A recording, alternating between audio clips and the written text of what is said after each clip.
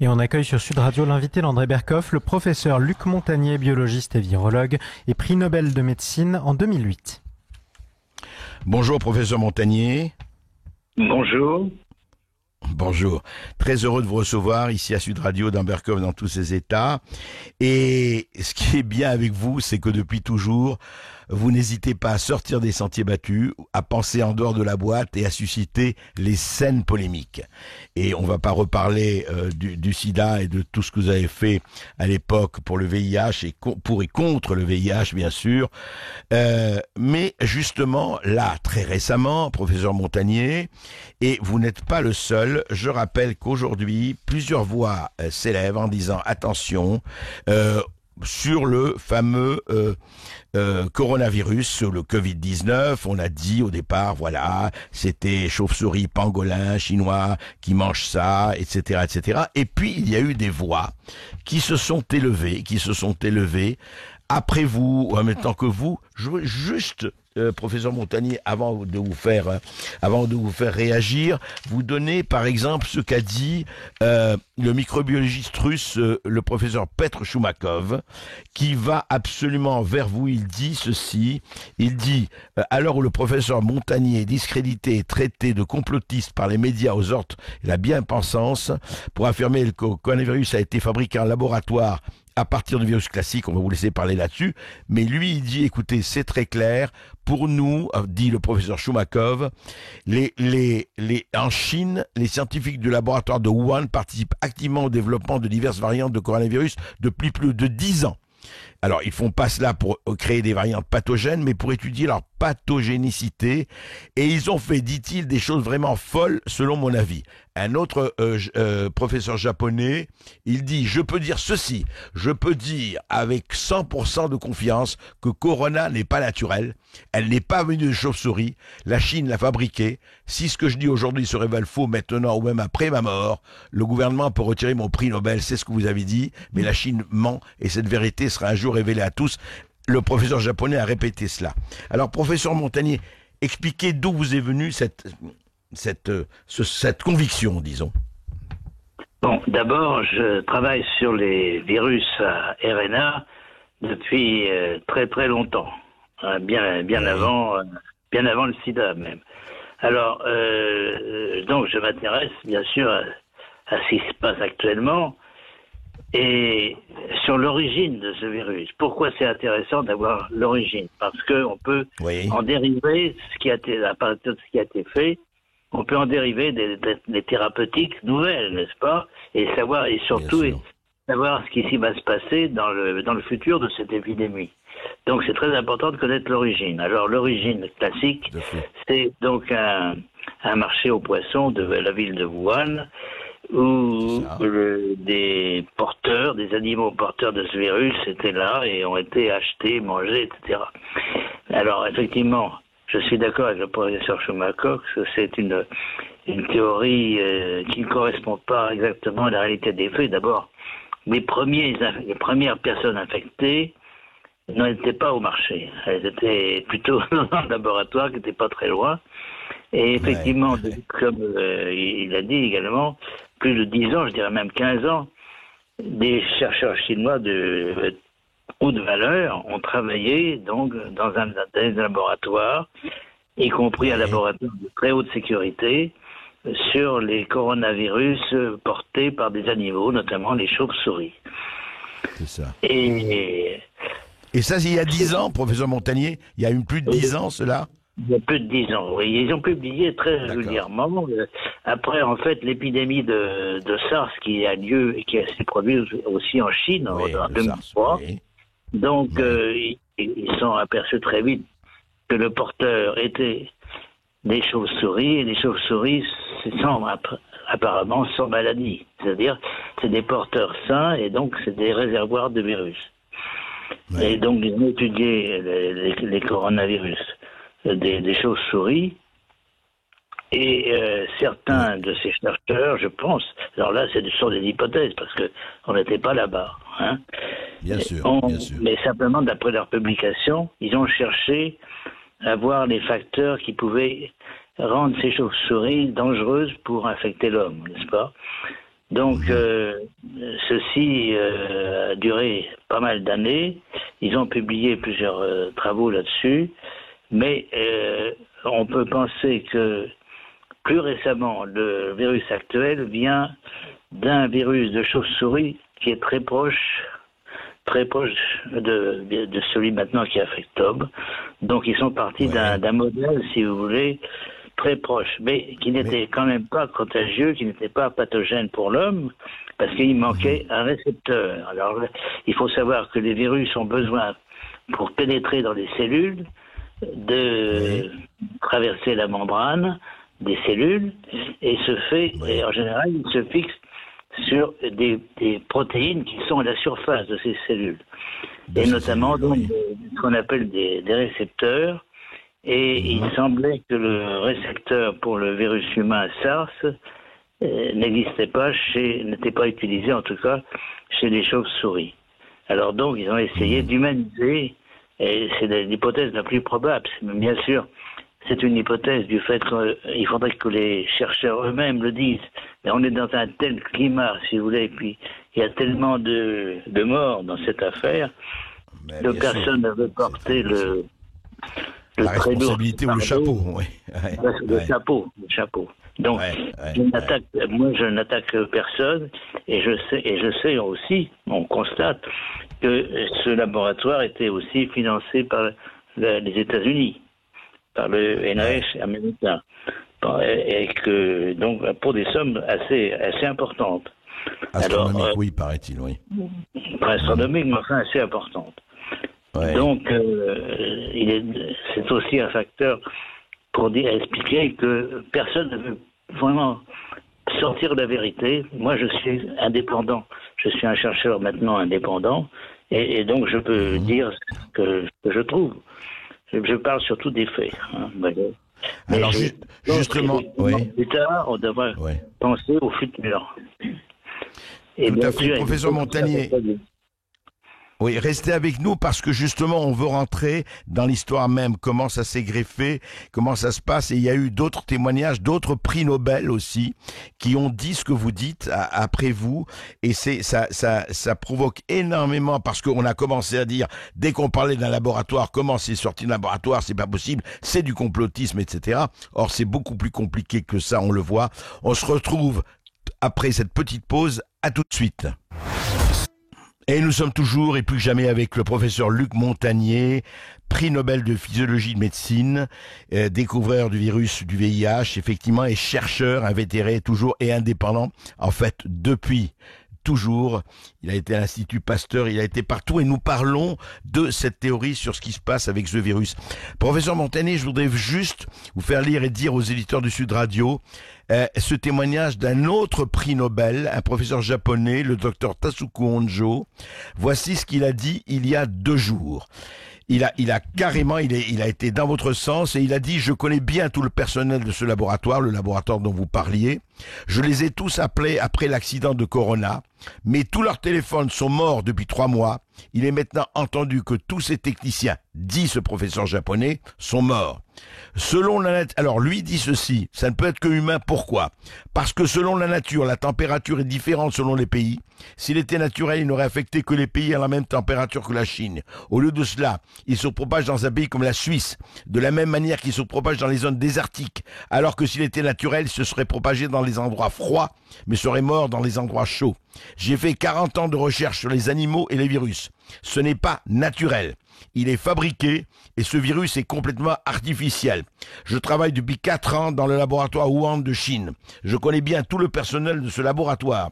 Je les ai tous appelés, etc. Et en finissant, il dit: sur la base de toutes mes connaissances et recherches jusqu'à ce jour, je peux dire cela avec 100% de confiance, que Corona n'est pas naturelle, elle n'est pas venue de chauve-souris. Est-ce que vous souscrivez à cette prise de position, professeur Montagnier? Je souscris à cette déclaration, mais il n'est pas certain qu'elle vienne du prix Nobel, M. Honjo. Mes amis japonais ne sont pas au courant. Mais enfin, en tout cas, ça a été dit dans les médias, sur son initiative. Oui, allez-y. Enfin, je pense qu'il faudra demander au professeur Honjo lui-même s'il a vraiment parlé de tout ça. Ben, peut-être il est possible qu'il ait parlé une partie, qu'il ait dit une partie de ce qui vient d'être lu, mais peut-être pas tout, parce qu'il n'a pas travaillé à Wuhan, par exemple. Il n'a pas été dans 4 ans au laboratoire de Wuhan. À Wuhan, d'accord. Oui. Bon, mais sur le fond, oui. Sur le fond, bien sûr, nous sommes tout à fait d'accord que ce virus avait toutes les qualités pour être produit par des laboratoires de haute sécurité avec des chercheurs très compétents en biologie moléculaire. Alors, bien sûr, l'hypothèse naturelle est toujours possible, mais enfin, nous, ce que nous avons trouvé, c'est qu'une partie du génome, c'est-à-dire le long ruban de RNA qui porte l'information génétique du virus, une toute petite partie, peut-être moins de quelques pourcentages, est tout à fait étrangère au virus. Elle est probablement d'origine extérieure. C'est pour ça qu'on parle d'éléments exogènes du virus. Et cette partie contient effectivement des petits morceaux du virus du sida, 2 virus du sida, de toutes les familles, d'une part, et d'autre part, elles sont concentrées dans un tout petit morceau du génome du virus. Donc c'est pas du tout au hasard que ces séquences existent, elles sont concentrées dans une toute petite partie. Et alors la surprise également, c'est que comme ce virus évolue très vite, il mute, il a des mutations, et ce qu'on appelle des délétions, c'est-à-dire une partie de ce génome s'en va. Et ce qui est très curieux, c'est que c'est justement cette partie porteuse d'éléments extérieurs qui disparaît le plus vite. Donc, comme s'il y avait une sorte de rejeton, de rejeter, afin de rejet. De rejet, oui. De rejet par le virus lui-même de cette partie. Par le virus lui-même, c'est encourageant, c'est quand même encourageant. Et en tout cas, ça prouve que cette partie est tout à fait particulière. Et nous continuons à étudier ces séquences en détail, car, je le répète, c'est une partie anormale du virus de chauve-souris. Alors, est-ce que ça veut dire que cette partie, enfin, ce que vous avez, je ne dirais pas ces greffons, je ne suis pas scientifique, excusez-moi, je ne sais pas si c'est le mot, mais cette partie, disons, qui ne devrait pas être là, ou en tout cas cette partie extérieure, justement, le côté sida exogène, comme vous l'avez dit, est-ce que ça inclinerait à penser qu'il y a une fabrication humaine ou pas? Oui, c'est effectivement, on pense à cela, que c'est quelqu'un c'est une main experte qui a mis ces séquences de HIV, de virus du sida, dans cette partie du génome. Et ceci à titre d'expérimentation, oui, pardon, à titre d'expérimentation, professeur. Pourquoi effectivement, l'hypothèse la plus probable et acceptable, si on peut dire, c'est que ça a été fait pour humaniser un coronavirus pour porter un vaccin, n'est-ce pas? Pour porter un vaccin contre le virus du sida. Mais ceci a dû échouer, ou bien, en tout cas, les virus qui sont sortis sont peut-être porteurs de virus du sida, mais ils sont également très très dangereux par l'effet du coronavirus. C'est le coronavirus. Le SARS a montré que, quand même, il était dans le passé, il y avait des souches pathogènes pour l'homme, humanisées à partir d'animaux, c'est vrai. Et on peut penser que la même chose s'est produite par accident, c'est-à-dire que un chercheur ou des chercheurs ont, par erreur, fait sortir ce virus du laboratoire de haute sécurité. Et c'est très difficile de travailler dans un laboratoire qu'on appelle P4, n'est-ce pas? Tous les chercheurs là-dedans sont en scaphandre et ils ne respirent que de l'air filtré, n'est-ce pas? Comme dans un scaphandre. Dans un sous-marin, dans l'espace ou ailleurs, c'est très difficile de travailler très longtemps là-dedans et même sans l'apercevoir, on peut faire des erreurs. Donc c'est tout à fait possible. Il y a déjà eu des exemples dans le passé avec ce laboratoire que le virus se soit échappé. Et Voilà, l'épidémie a commencé avec un patient qu'on appelle 0 et puis plusieurs. Le problème de la transmission est très important puisque une personne peut en infecter 3, n'est-ce pas? Alors, on a très vite ou 5 même, on a dit. Oui, c'est ça. C'est ça qui est terrible, c'est d'humain à humain. Bien sûr, et on voit ça actuellement dans nos pays, en Italie, en France, mais aussi encore plus aux États-Unis. Aux États-Unis, en quelques semaines, l'épidémie a explosé. Il y a plus de 1 million de personnes affectées. C'est incroyable. Donc, ça veut dire que c'est extrêmement transmissible. Et ça, je crois que les chercheurs qui ont manipulé ce type de virus ne se sont pas rendus compte de ce qu'ils faisaient en partie. J'appelle donc des apprentis sorciers, parce que on touche au génome des virus. Évidemment, on ne touche pas encore à notre génome à nous, mais on a tous les moyens moléculaires, les techniques pour faire n'importe quoi. Pour ajouter des gènes, pour enlever, etc. Mais c'est terrifiant, hein, professeur Montagnier, sans faire de la science-fiction, de la thriller. C'est-à-dire que ces manipulations, effectivement, ces Frankenstein, elles peuvent échapper à leurs auteurs. Non pas qu'ils l'aient voulu, hein, bien sûr. C'est une erreur humaine, vous l'avez dit vous-même. Mais c'est quand même terrifiant, quoi. C'est terrifiant et c'est une leçon pour l'avenir. Il faut vraiment interdire ce genre de recherche. Les gouvernements ont signé des accords pour ne pas faire ce genre de recherche, comme pour les autres sources de mort, comme l'énergie atomique, etc. Mais est-ce qu'il est sûr qu'ils respectent cela? C'est difficile. Surtout quand ils reçoivent encore de l'argent pour continuer, n'est-ce pas? Et oui, c'est ça. Donc, ils doivent justifier. Dites-moi, professeur Montagnier, le laboratoire dont vous parlez n'a rien à voir. Il n'y a rien eu comme expérience au laboratoire qui a créé le franco-chinois à Wuhan aussi, l'autre laboratoire P4. Lui n'est pas... Il n'y a qu'un seul laboratoire P4 à Wuhan qui a été effectivement créé avec l'aide de la France. Parce que la France a une expérience des laboratoires à Lyon, sous l'impulsion de M. Charles Mérieux. Un laboratoire P4 a été constitué il y a quelques années. C'était à l'époque pour travailler sur l'Ebola, n'est-ce pas? Le virus Ebola.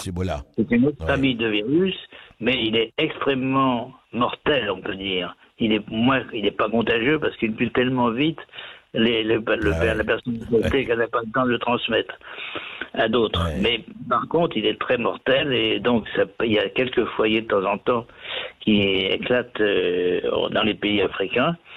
Alors le virus du coronavirus, lui, comme l'a dit mon collègue japonais, il aime plutôt la chaleur, n'est-ce pas? Pour vivre et il n'aime pas le froid.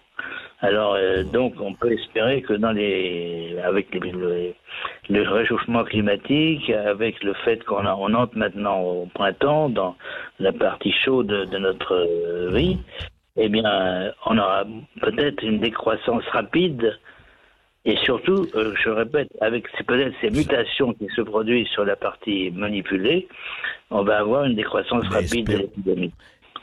Espérons-le, docteur Montagnier, espérons-le, professeur Montagnier. Restez avec nous, surtout, après les informations. Nous allons avoir les auditeurs du Sud Radio et je suis sûr qu'ils ont beaucoup de questions à vous poser. Merci et à tout de suite.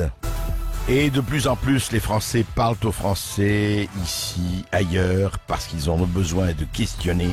Nous sommes toujours avec le professeur Luc Montagnier et on attend vos appels, auditeurs du Sud Radio. Auparavant, professeur Montagnier, je voudrais vous demander maintenant, le virus est là avec tout ce qui se passe et plus on avance, plus on espère, on va découvrir, comme vous dites, s'il y a un jour des remèdes ou des vaccins, il faut savoir d'où il vient.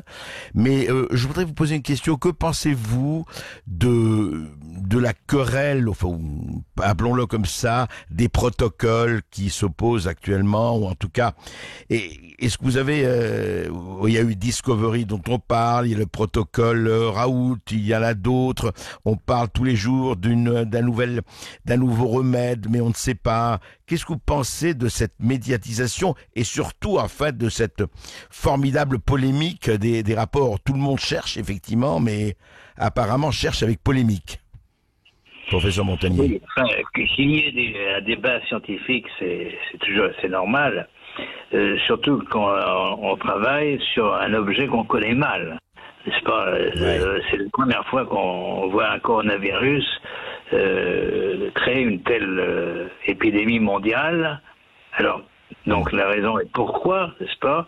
Alors, on sait qu'il est très transmissible, très contagieux d'une part, et qu'il il peut aussi causer des morts. Mais il n'est quand même pas très pathogène, en ce sens que beaucoup de personnes infectées s'en sortent très bien, hein, y compris des premiers ministres en Angleterre, par exemple. Absolument. Donc, c'est un bon exemple pour montrer que, bon, c'est pas un virus qui tue trop, qui tue très souvent, mais il faut quand même savoir pourquoi. Et je crois que les premiers essais thérapeutiques ils sont faits avec les moyens du bord. Et ce qui est quand même remarquable, c'est qu'il est émergé assez vite un dérivé de la quinine, n'est-ce pas, la chloroquine, ou l'hydroxychloroquine. Et ça, c'est le premier pas important. Et il faut rendre hommage au professeur Raoult de l'avoir très bien essayé et diffusé là où il fallait le faire, c'est-à-dire au début de l'infection, n'est-ce pas à la fin. Oui, c'est ça, surtout. Bon, alors, comment agissent ces médicaments, on ne le sait pas encore très bien, mais ce que l'on observe dans toute infection, y compris les infections non pulmonaires, c'est un stress oxydant très important. Donc, l'utilisation de médicaments antioxydants se justifie pour traiter les symptômes les plus ennuyeux, la toux, le fait qu'on a du mal à respirer, etc. Et donc, on sait aussi maintenant que c'est grâce aux récepteurs de l'angiotensine que le virus utilise sa façon de pénétrer dans les cellules pulmonaires, mais aussi dans d'autres organes, n'est-ce pas? Parce que ce récepteur n'est pas seulement dans les poumons. Donc c'est logique. C'est logique d'utiliser ce genre de produit, et logique également de lutter contre les surinfections, c'est-à-dire que souvent les infections pulmonaires, on le sait très bien pour le rhume et la grippe, n'est-ce pas, commencent par un virus, se terminent avec des bactéries qui profitent d'une infection virale. Donc traiter par des antibiotiques actifs à large spectre est tout à fait justifié, c'est l'azithromycine. Donc cette combinaison me paraît tout à fait logique.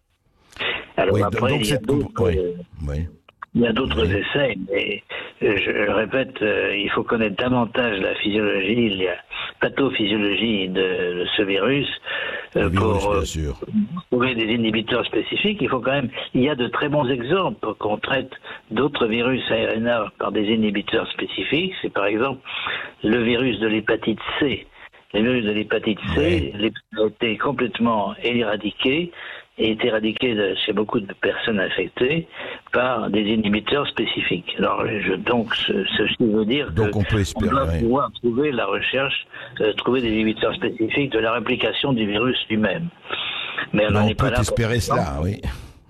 Mais on peut l'espérer, bien sûr. Absolument.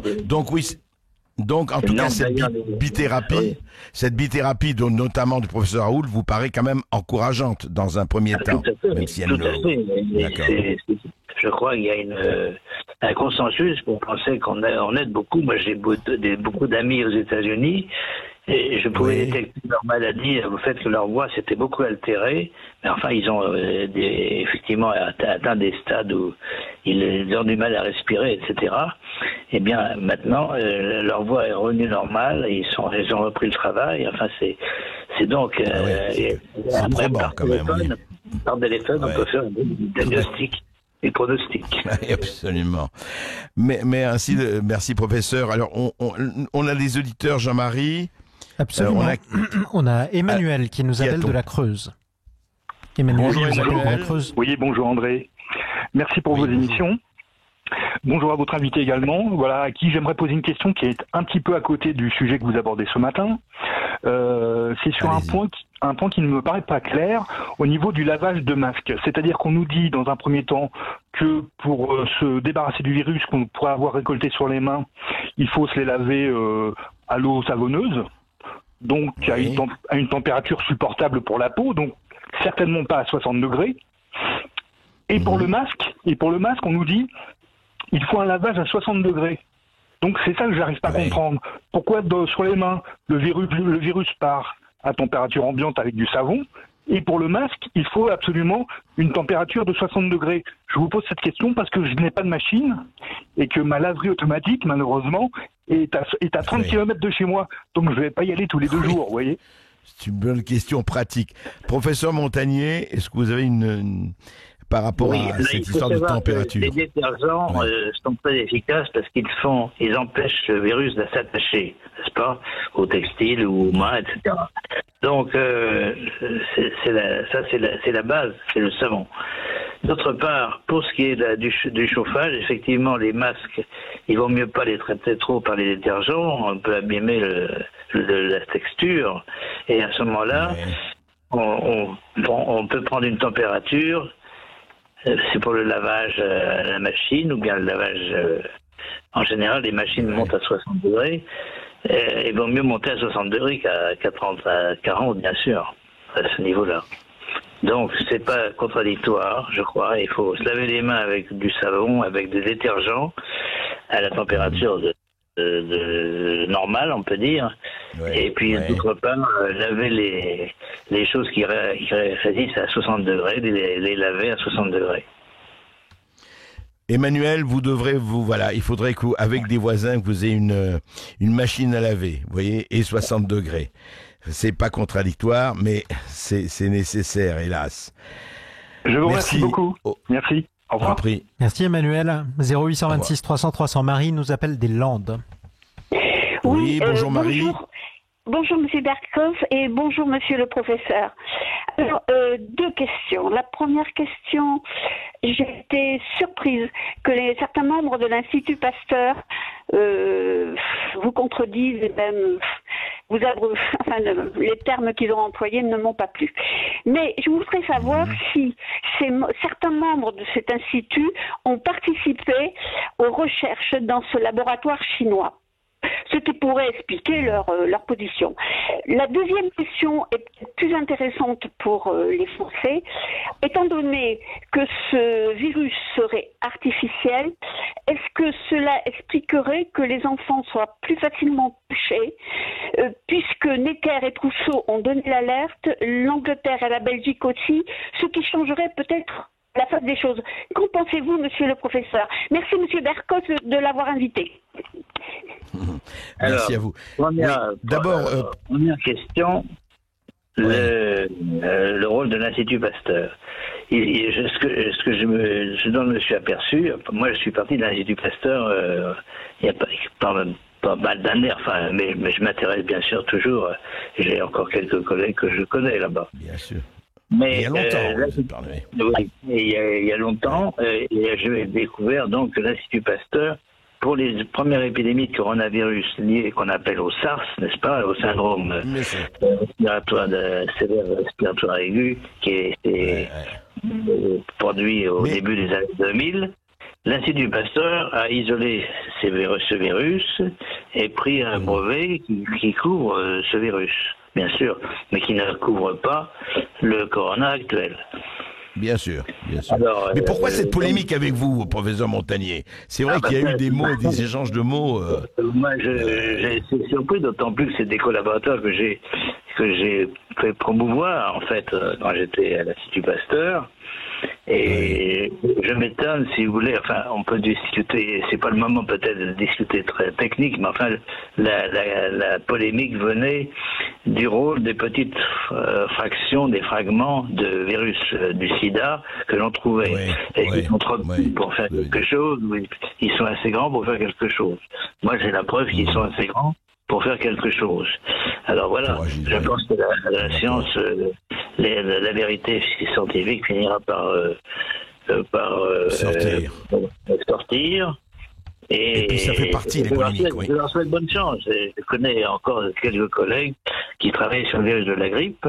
Eh bien, maintenant, ils se sont convertis au coronavirus. Très bien. Ils font partie de la recherche et je les respecte. Et donc, je ne ferai pas de polémique avec eux. Oui, tout à fait. Alors, en ce qui concerne, et puis qui dit recherche, vous l'avez dit vous-même, dit discussion et remise en question et contestation. Mais alors, en ce qui concerne les enfants, et vous savez, la seconde partie, oui. Alors, les enfants, les enfants. On s'est quand même étonné que cette épidémie ne touchait pas beaucoup les enfants, n'est-ce pas? Et maintenant, on dit qu'on les trouve aussi dans les hôpitaux, etc. Donc, je ne sais pas. On peut dire que peut-être ils sont épargnés parce que ils sont moins, ou si vous voulez, ils ont un bon système immunitaire, ils ont des bonnes façons de se défendre. Donc, à partir d'un certain âge, parce que les enfants très jeunes, eux, au contraire, n'ont pas de système immunitaire suffisant.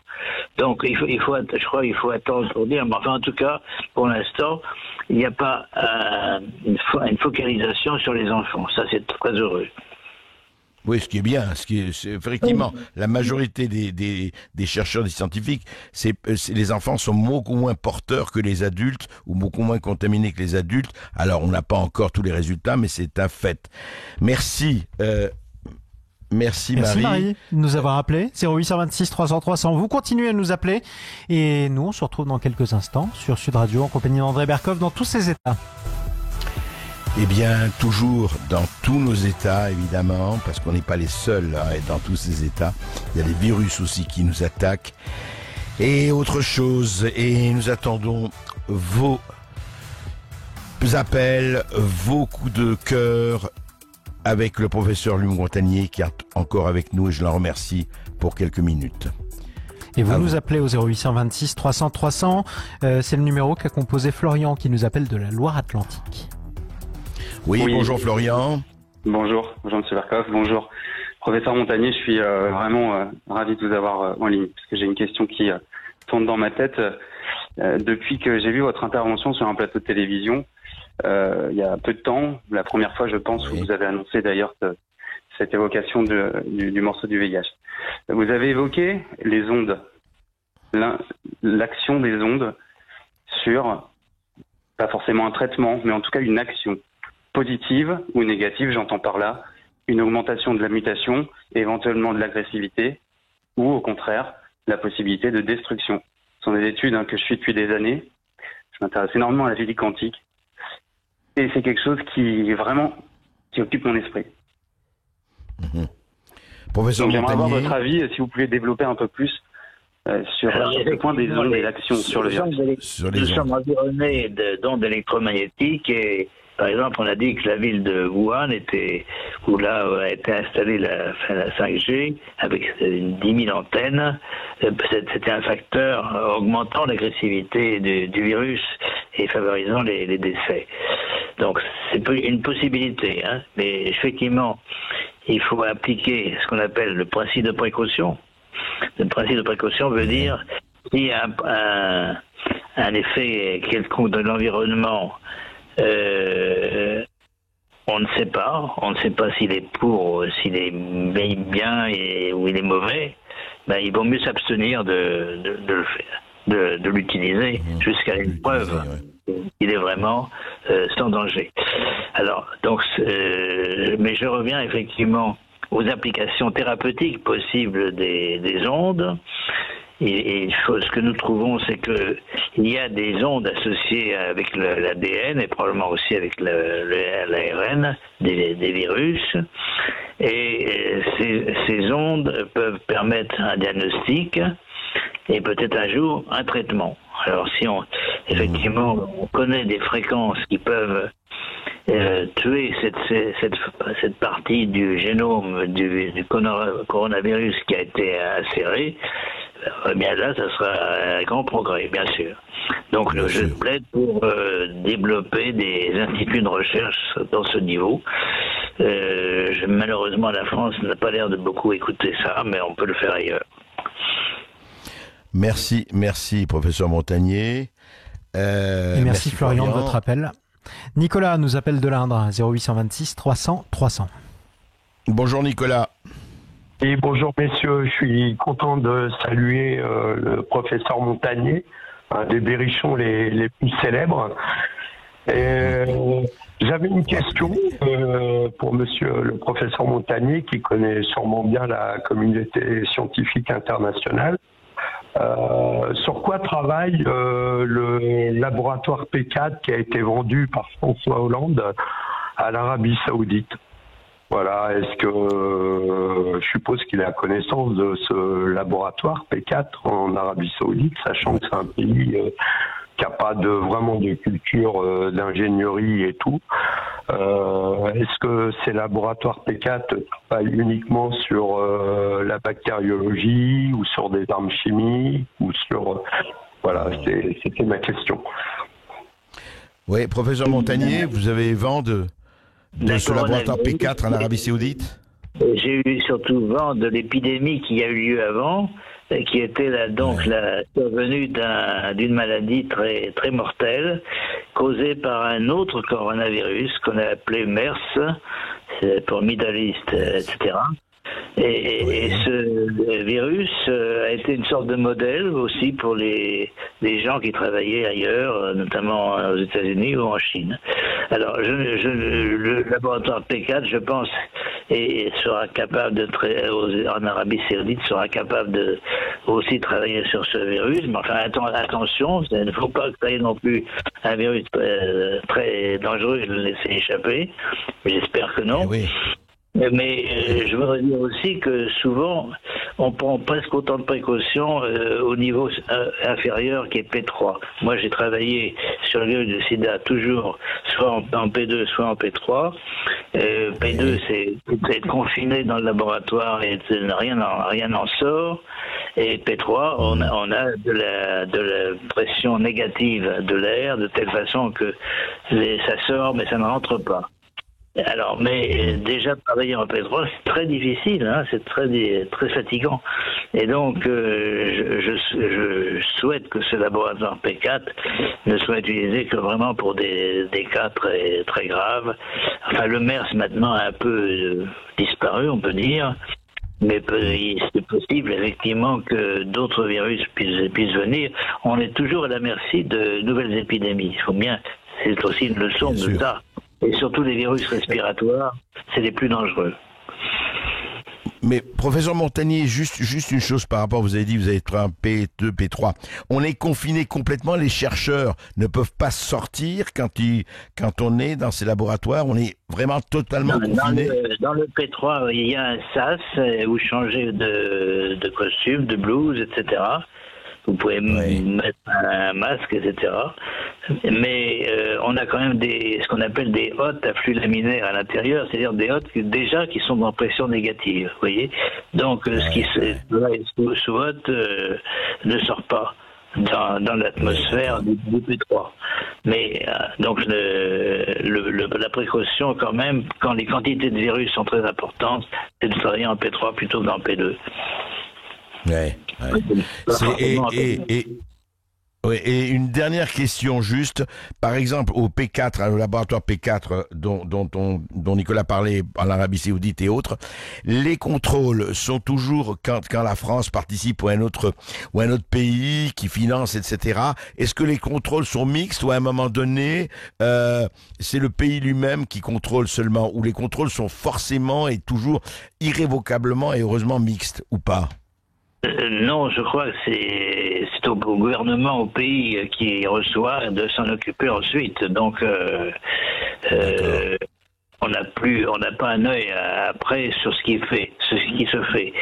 Il y avait, je crois, un accord entre la France et la Chine pour que des chercheurs français viennent travailler dans ce P4 de Wuhan, mais finalement, l'accord n'a pas été exécuté. D'accord, ça a été que les Chinois.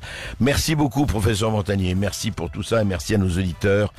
Et merci pour votre présence. À très vite. Et bien surtout, restez avec nous. Restez sur Sud Radio, chers amis qui nous écoutez. Vous pouvez encore nous appeler 0826 300 300. Dans quelques instants, on revient. En compagnie de Charles qui nous appelle de Paris. À tout de suite. Confinement, déconfinement, ce coronavirus sera-t-il un jour vaincu? Bien sûr, mais quand? Comment on va s'en sortir? En sachant qu'on va s'en sortir et ce sera aussi grâce à nous. Nous sommes avec les auditeurs de Sud Radio, avec encore le professeur Montagnier pour un moment. et on vous écoute. Eh bien, on écoute Charles qui nous appelle de Paris au 0826 300 300. Bonjour Charles. Oui, bonjour Monsieur Berkoff, bonjour à Guy Montagnier, au professeur Montagnier. Oh, désolé. Vraiment. C'est pas grave. Je vais essayer de pas bafouiller. Voilà, enfin, je voulais poser une question, mais avant, je voulais donner quelques chiffres des données hospitalières du Covid-19 du site officiel du gouvernement. Ouais. Alors, vous savez, quand vous téléchargez ces données, vous avez une ribambelle de chiffres avec des points-virgules. Donc, le truc, c'est de mettre ça sur un tableur pour voir des choses un peu lisibles. Et on en sort ensuite des pourcentages. Donc, dans les Bouches-du-Rhône, si on prend le pourcentage des décès qui sortent de l'hôpital, enfin les pieds devant si vous voulez, de l'hôpital, oui. On est à 2,65% des décès au niveau de la nation, alors que les sorties en guérison sont à 4,64% pour le 13. Sur Paris, les décès sont à 9,61% et les sorties ne sont que de 8,24%. Donc ça, c'est les chiffres. Voilà. Donc, et si vous prenez le département des Bouches-du-Rhône, il est largement devant tous les autres. C'est-à-dire qu'il y a le Var qui s'en sort pas mal, il y en a quelques autres, mais il y a plus de guérisons à l'hôpital des Bouches-du-Rhône. C'est clair, net et précis. Voilà. C'est donc je voulais donc c'était en voilà, donc c'était en réaction. Oui. Oui, allez-y. En réaction à, en fait, sur la polémique un peu, parce que Marseille, c'est un peu le protocole Raoult et on en a parlé. Donc, vous semblez penser, vous aussi, que ça joue un rôle non négligeable dans les chiffres que vous avancez. Et oui, si on prend ces chiffres, oui, c'est possible en tout cas. C'est possible que ça vienne de là, parce que c'est des chiffres du gouvernement. Voilà, j'ai un membre de ma famille qui a pris le protocole Raoult dans le département de l'Allier et 2 jours après il était quasiment guéri. Enfin bon, c'est un cas individuel, on peut pas en tirer grand chose, mais bien sûr. Voilà. Et plus largement, je voulais parler aussi des Luc Montagnier est très ouvert scientifiquement et je pense qu'il y a des mouvements. Je voudrais comparer la religion avec la science. Quand vous prenez la religion, il y a des gens qui sont très des ayatollahs, des gens qui ont des œillères, qui cherchent les sacrilèges, alors que la religion, c'est d'abord la spiritualité, se retrouver ensemble. C'est d'avoir une vision spirituelle des choses. Dans la science, j'ai l'impression que c'est pareil. On ne veut pas en France. En France, on n'aime pas les statistiques, on n'aime pas les recherches empiriques. L'empirisme, de voir ce qui marche, ce qui marche pas, sans pour autant savoir exactement comment ça marche. Et voilà, il y a un manque d'ouverture flagrant de la communauté scientifique en France. Je trouve. Voilà. Alors Nicolas, on va demander au professeur Montagnier, effectivement, professeur Montagnier, est-ce qu'il y a on le sait d'ailleurs, mais est-ce qu'il y a en science où il ne devait pas y en avoir, d'ailleurs, c'est vraiment pas le domaine, est-ce qu'il y a quand même des ayatollahs, et on le voit quelquefois dans certaines polémiques, c'est dû à l'ego ou c'est pas dû à la science? Oui. C'est tout à fait d'accord, mais je voudrais parler pour les médecins, parce que les médecins, le médecin autrefois avait un rôle de prescripteur lui-même, il faisait ses propres solutions, sirop, etc.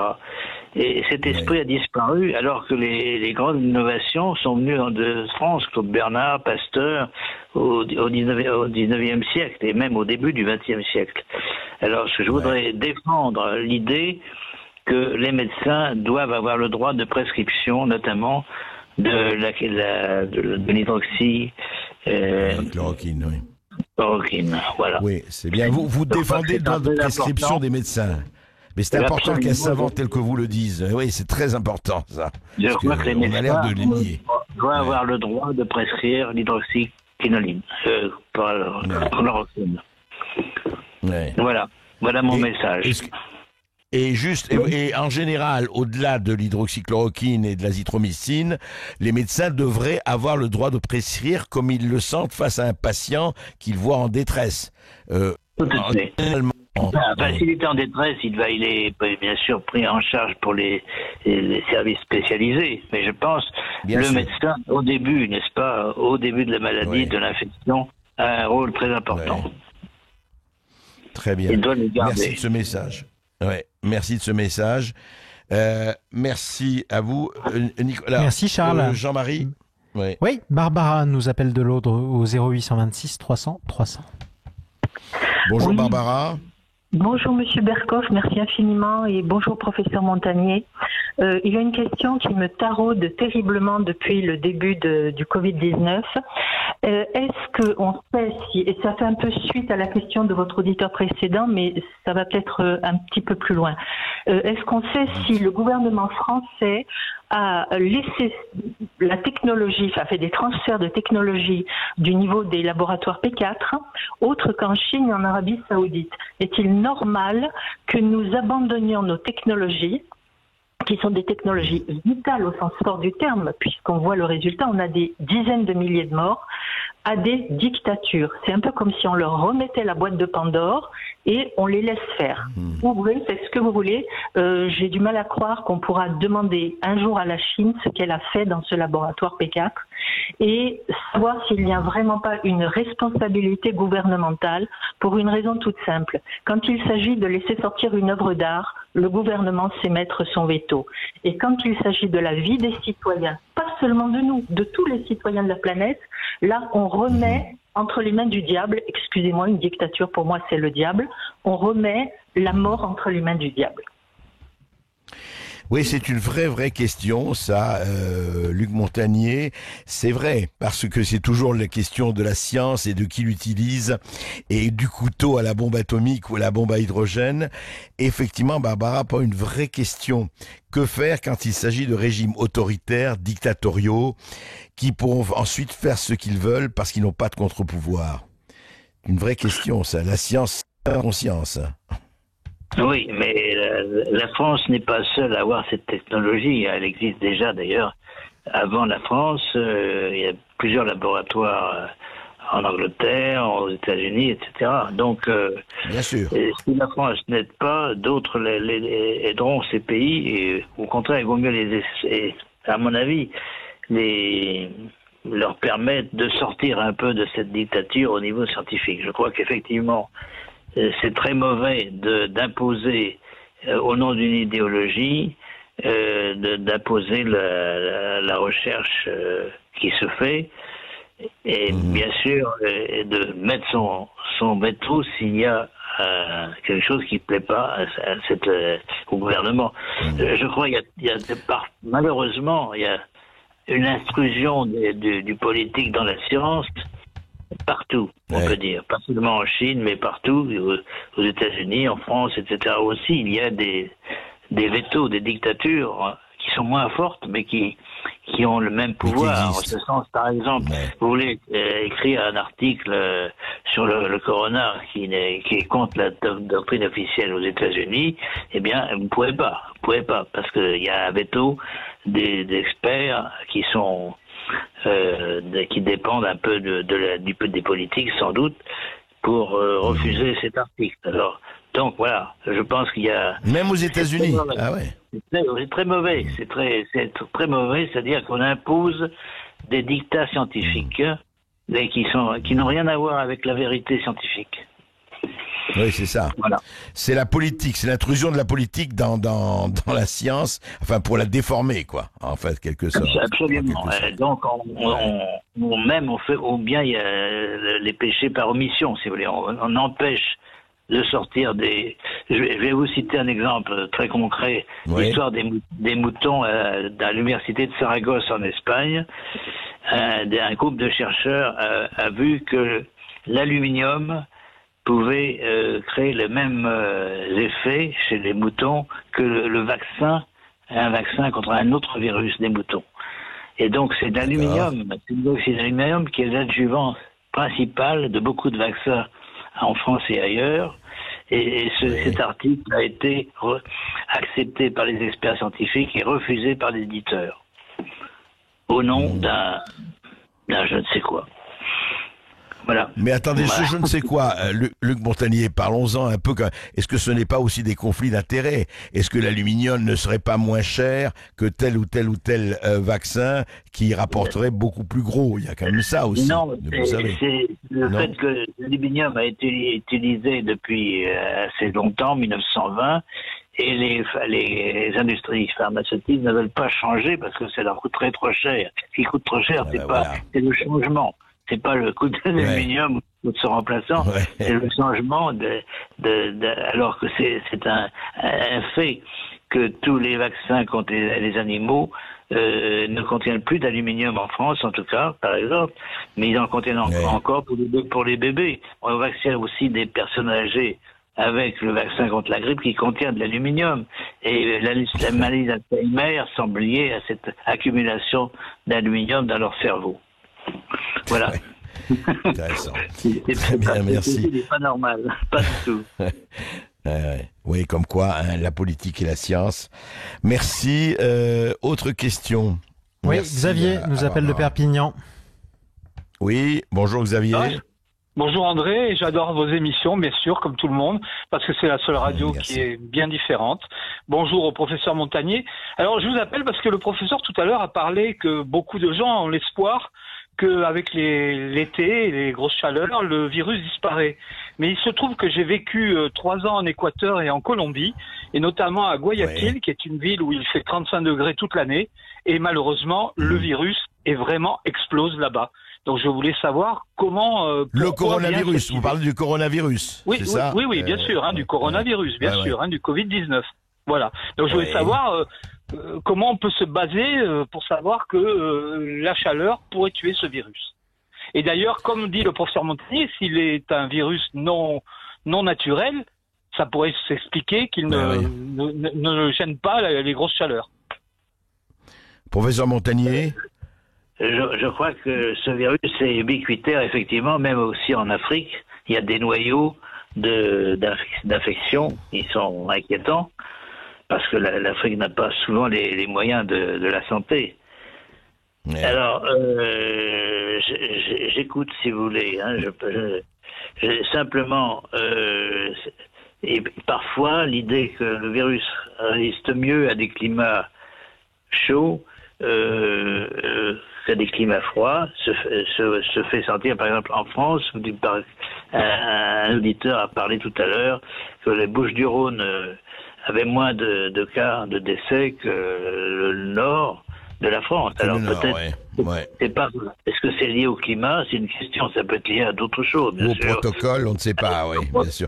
Mais c'est intéressant. 35 degrés en Équateur et le coronavirus se développe. 35 degrés, en tout cas là-bas, comme quoi. Assez humide, je crois. Hein. C'est donc. Ouais. Le virus peut-être aime les aérosols. Enfin, tout ce qui permet de rester, de survivre, on peut dire, dans les petites gouttelettes de l'eau, etc. Donc c'est possible, il y a plusieurs facteurs, mais il y a aussi, je répète, les autres facteurs d'environnement, les ondes, la limidité, etc. Merci à vous pour votre intervention. Merci professeur Luc Montagnier d'être intervenu sur Sud Radio. Vous continuez à nous appeler 0826 300 300.